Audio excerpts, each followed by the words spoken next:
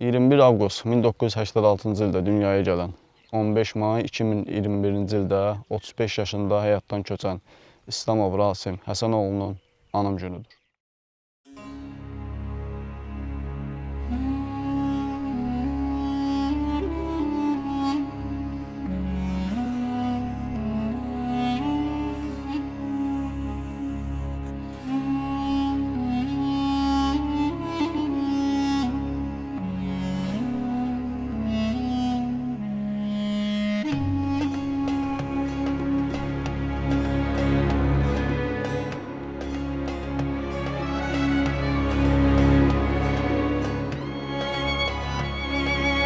Bugün onun yoxluğu ən çox ailəsində hiss olunur.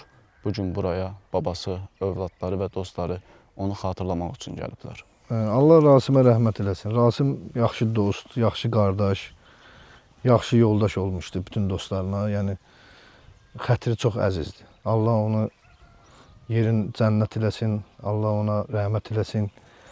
Nə deyə bilərik? Rasim kimi qardaş, yəni təklik olar bu həyatda. Gələr, gedər. Yəni çox az sayda. Allah ona yenə də rəhmət eləsin. Dostlar adından gəlmişik ziyarətə.